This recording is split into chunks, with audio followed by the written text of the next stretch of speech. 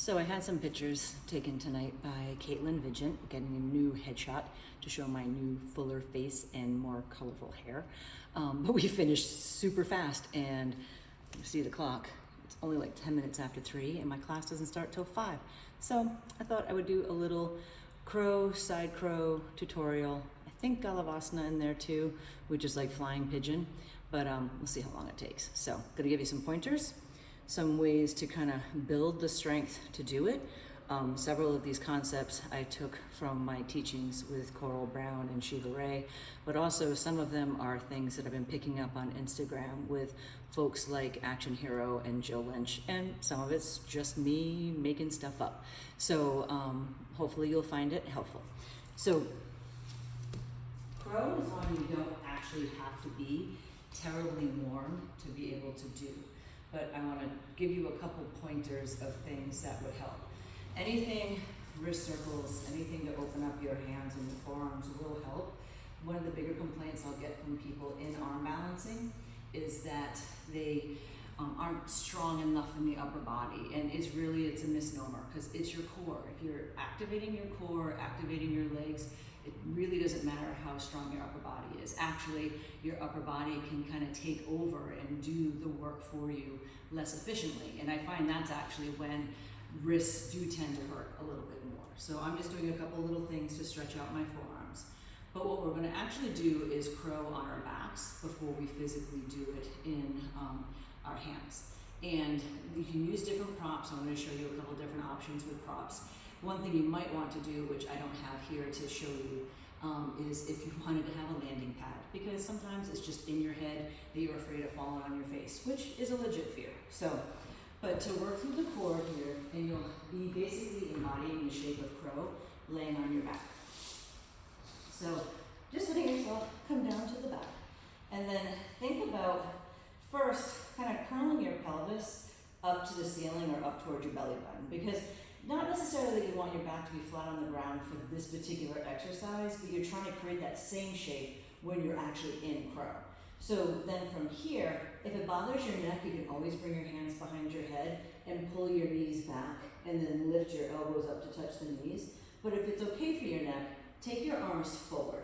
And then what you do here is squeeze your legs together on the outside of your arms. So don't push your arms into your legs. Squeeze the legs together. And then the feet, again, the most common things I will see are feet really far apart and just kind of hanging out. If you pull your feet as close together as your body will let them, because they may not touch, and then point your feet, think of it like you're trying to plaster the bottom of your feet right up onto your thumb, and then maybe squeeze up a little bit higher. And you may not be able to see it or hear it because I'm used to talking when I'm teaching, but my stomach's working really hard right now. And then again, you could have your hands behind your head, and that's just going to help you start to embody the shape, but then also get the strength from being in the pose.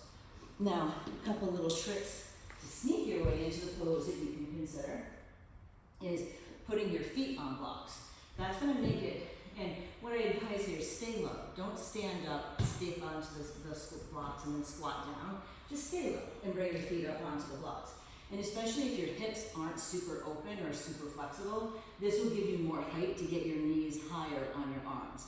And so again, my legs are on the outside of my arms. There are variations when you're on the back of the triceps, which I'll talk about briefly, but for now, think about squeezing.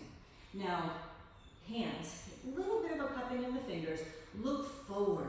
Everybody tries to look under here, and that's when you sometimes fall on your forehead. So if you look forward, you can start to push off the blocks, but then squeeze your feet, squeeze your legs up towards your glutes. And what I'm going to do is show you, facing you, the difference of squeezing and not squeezing.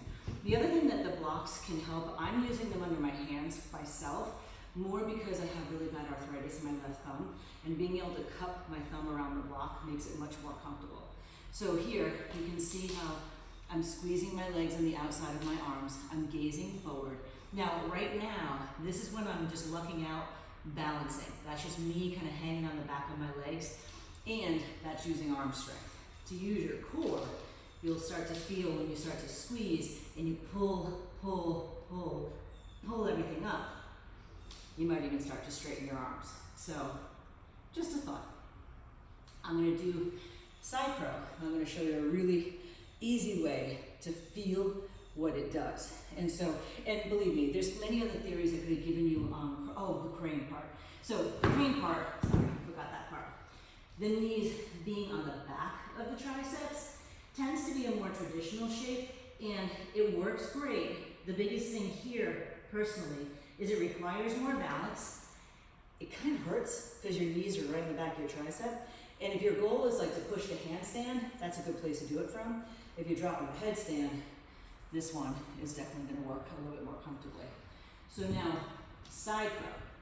Something I've been kind of playing with my students, because a lot of times side crow is super annoying for people, because if you don't have the rotation through your hips, if you're maybe a little fuller figured around the stomach area or breast area, which I have also become, so it can be frustrating because you can't rotate as much around the leg. But whenever you're doing the side crow, whatever direction you're going to, think of the opposite arm as being the most important. So I'm not sure to you if it looks like I'm going left or right, but technically I'm going left. So my right elbow connecting to my leg is the important one. This one, you just want to keep wrapping it in, whether or not you rest on it. But the trick with sitting on the blocks, which might be blending into my cork mat, is that you can start to get your elbow connected. You can lean, you can bend both elbows, squeeze your feet. A little trick, my butt's still on the ground right now, but you still have to get that same squeeze in your obliques to get the feet to lift, because if you don't, they just come down. You gotta rip and pull them up. And it can be a way to get everything you need for side crow without actually picking your bum up off the ground. Now, if you're like, well, I do want to get my bum off the ground, two different things. You can put your hands on blocks. That can help a lot, and I'll show you that in a second. But there's two different hand positions. If you have more strength, less flexibility, hands out to the side might feel good for you, because you don't have to get as deep of a twist, and you can kind of use this opposite arm wrapping in to support you. If you're pretty mobile through the hips and through the waist, you can turn your hands to both face the same direction, and you'll have both elbows to lean into, so you don't have to have as much strength. But I'll show you the difference. So most commonly in class, you probably come into it from here. So practicing twisting first will always help. I'm just kind of jumping into it. So again, closest elbow to that leg, which is the opposite of the way I'm turning, is the most important arm. Then I'm turning both hands the same direction. So right now, I can lean into my elbows, squeeze my obliques to lift my feet. And notice I'm looking at the camera. It's not because I want to look at the camera. Looking straight down just makes your face think about falling straight down. So look forward or look slightly ahead of you. It'll help. The other variation is, again, same right arm connecting to the leg is the important one. This hand can be out wider, and then you can squeeze. But you have to wrap that elbow in. If it's flaring out too far, you'll probably feel unstable. And some people, I used to do it, I don't know if I can anymore. I would do one arm straight, one arm bent. There's all kinds of funky stuff you can do. It's just a matter of how important it is to you. The hands on blocks can be also helpful for those of us who are having a challenge with getting enough of a twist to even get your elbow to the outside of the leg. So it just makes it so your upper body's a little bit taller. And so you can start to squeeze the knee, look over, and then start to squeeze your feet. And eventually you can play straightening your legs and stuff. But when your hands are on blocks, it can feel scary because suddenly you're much taller. And even though you're really only a handful of inches away from the ground, it might be a little bit intimidating. I'm going to do the Bakasana video separate because I feel like that was a lot already. Because I want to show you one other thing with side crow, that I do this a lot when I'm teaching. And it's a nice way for any of you that are teachers that you can make it so no one in your class is feeling left out because maybe the arm balance isn't something they want to do, or they're in their head and don't think they can do it. So I'll have people just come into a seat with the legs bent. My legs aren't bent as far as I can go. I still have a bit of a V shape to it. And then just take the right hand behind you, left arm's coming up, and then just twist. And this is a good way to warm up for it too. And then what I would typically do if I was teaching right now, which I guess I am, I would do this side, give it a little moment, and then shift. Right arm up, take the other side, And then on the second round, give the option for side crow. Now, this is where if you were sitting on the block, it makes it really nice because you can just kind of lean, pick up your feet. If you're trying to come up and get your bum and your feet up off the ground, when you come around, piece of tape stuck in my finger, when you come around to the side, here's where you'd have to kind of pick up your hips, put your hand down, and then start to squeeze through your legs. And then same thing, coming around. So instead of coming from chair lowering, you're seated and lifting. And so again, you can come over here and just let yourself start to squeeze. And I cut off my head. Lift your feet. Play with separating the legs. Fallen angels when you fall on your head. But hope that was helpful. There's lots and lots and lots of ways to do lots and lots and lots of different arm balances. Those are just a couple of my suggestions. So have fun.